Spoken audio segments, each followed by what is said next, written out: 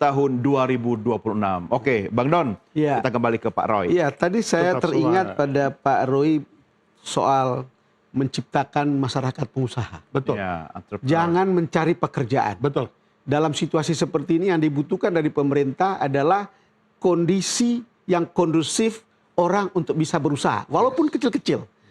Bagaimana Pak Roy? Iya, betul. Jadi itu seiring dengan kondisi yang dilaporkan di mana-mana. Iya. Sudah saatnya kita tidak denial wording yang mengatakan bahwa kita sehat-sehat saja, baik-baik saja, ya. Tetapi pada saat kenyataan kita lihat yang di informal semakin bertambah, kemudian ya sedih hati, prihatin hati kalau kita juga melihat saudara-saudara kita yang harus belum mendapat pekerjaan dan seterusnya. Kewirausahaan jadi kunci. Kewirausahaan yang seperti apa? Ya. Kewirausahaan kita punya pemerintah pusat, pemerintah daerah, ya, pelatihan-pelatihan sederhana bisa dilakukan. Yang paling mudah, ini saya kasih contoh yang paling mudah. Kalau untuk menjadi montir mesti belajar, kalau untuk jadi perawat mesti belajar dan lain sebagainya kan untuk bisa bekerja. Nah mereka yang belum bekerja diberikan akses misalnya ketersediaan barang atau modal untuk buka warung.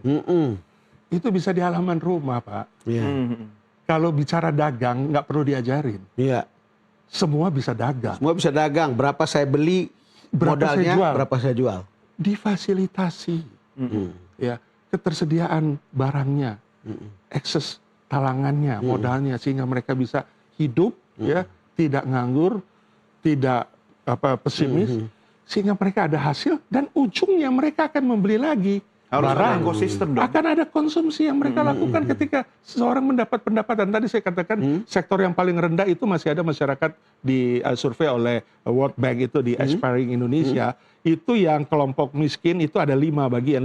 Kelompok miskin itu 350.000 per bulan hidupnya.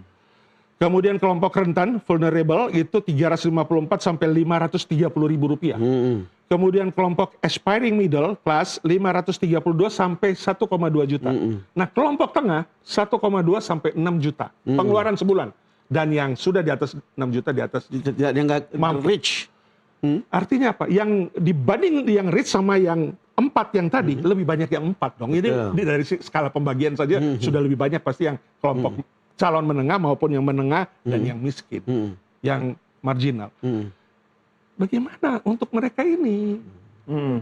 Koperasi Desa Merah Putih bisa membantu nggak? Pada akhirnya pasti optimisme berbicara di situ. Iya. Tapi tidak Tapi sekarang. pada saat sekarang, Pak, bagaimana tata kelolanya? Kita tahu kementerian lembaga masih menjadi suatu Belum isu proven. yang tidak sejalan dan seringkali sinkron. Kemudian yang kedua, bagaimana marketnya, market produknya, bagaimana produk yang akan dijualnya, dan bagaimana leadershipnya, kepemimpinan. Kita tahu koperasi ini kolektif kolegial, Iya. semuanya memiliki, tidak ada yang memiliki shareholder terbesar, Iya. semua memiliki Milik sebagai bersama. anggota. Iya. Bukannya lebih mudah ya, malah lebih susah ya dalam pengambilan keputusan ya. Perjalanannya tidak mudah Iya. dan tidak bisa diprediksi akan cepat. Mungkin bisa setelah 5 tahun kepemimpinan ini, baru nanti kalaupun itu fokus terus, baru nanti kita bisa melihat. Iya, iya. Ya, kita Indonesia ini masih terus belajar untuk masalah koperasi ya. Iya. Ya. Koperasi di Eropa itu kalau yang namanya koperasi itu Kredit justru union itu bagus. yes, kredit union. Sangat Mereka bagus. kontributor ekonomi, misalnya susu hanya koperasi saja yang produksi di Iya. Swedia. Iya. Sangat bagus. Sangat bagus. Kita takut keluar rumah, Pak. Kita takut untuk beraktivitas ya. Ya takut macet, takut ditabrak, takut macam-macam. Tapi hidup itu equal is an optimism. Iya. Itu yang membuat kita semangat. Nah, oleh karena itu kita selalu bilang semangat karena buat optimis. Nah, optimis itu artinya kita tetap melihat kacamata optimis. Iya. Tetapi jangan illusion of the optimistic. Iya. Itu yang pesan yang saya mau sampaikan.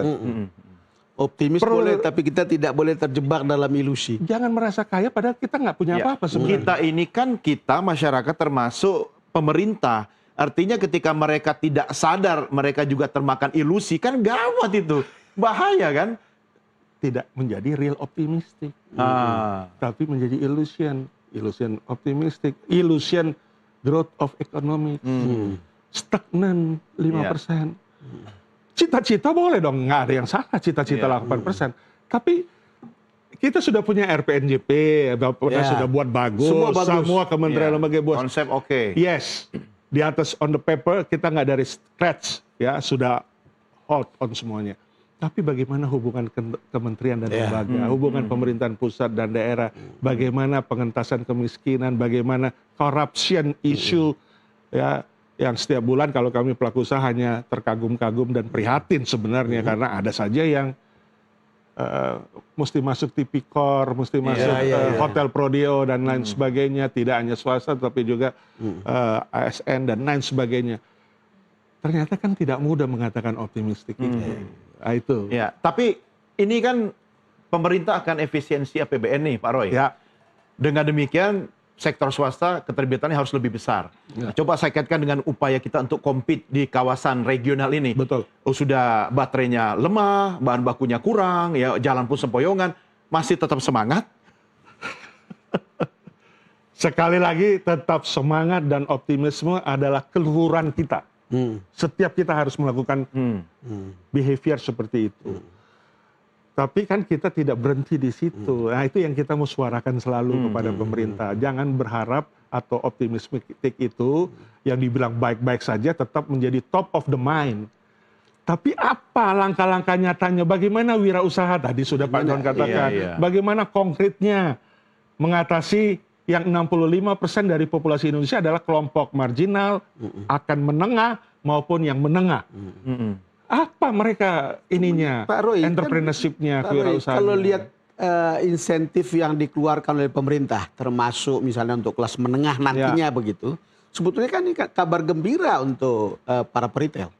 Ya, kabar gembira adalah karena kami siap untuk hadir menyediakan kebutuhan pokok dan sehari-harinya. Tapi masalahnya mereka beli atau tidak, atau mereka masih cautious, waspada, dan mereka saving di tabungan, sehingga mereka menahan belanja, itu kan jadi sesuatu hal yang berbeda dengan harapan yang kami inginkan.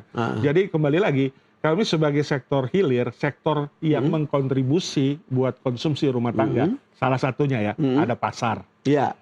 Rakyat. Iya, pasar rakyat, ya. Ada online, ada offline, ada online. Oke, kami salah satu bagian daripada vehicle itu.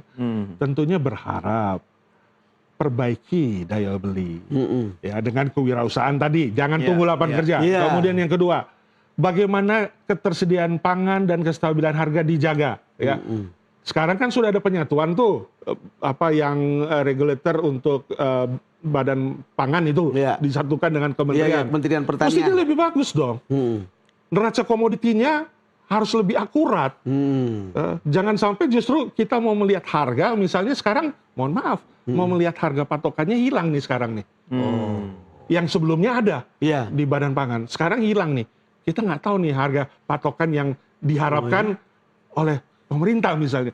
Nah, hal-hal seperti itu kan menimbulkan tanda tanya. Itu kan menimbulkan tanda tanya. Akhirnya kondisinya kita di dalam ketersediaan barang itu kita nggak punya patokan misalnya. Nah, itu contoh yang sederhana lah. Ya, Pak Roy, dengan kondisi seperti ini, bagaimana caranya kita optimistis dalam negeri kita aman, tetap menimbulkan harapan, tetapi bisa juga merebut pasar global atau di regional dulu lah? Ya, sesuai dengan harapan daripada Presiden Prabowo adalah pangan nomor satu. Utama Kita sangat setuju itu dan sangat mendukung itu ya. Dari sektor-sektor lainnya pangan harus nomor satu. Oleh karenanya perlu kompeten, perlu yang relevan, yang poksinya sesuai dalam mengurus pangan. Ya, bukan apa yang tidak mengerti kemudian mengurus pangan. Kemudian yang kedua, kita tahu bahwa harapan ke depan misalnya sektor-sektor yang lain ya, manufaktur, ya, energi dalam situ, mineral kita dalam situ, karena memang kita punya keunggulan-keunggulan mineral tambang yang nggak dimiliki oleh negara lain.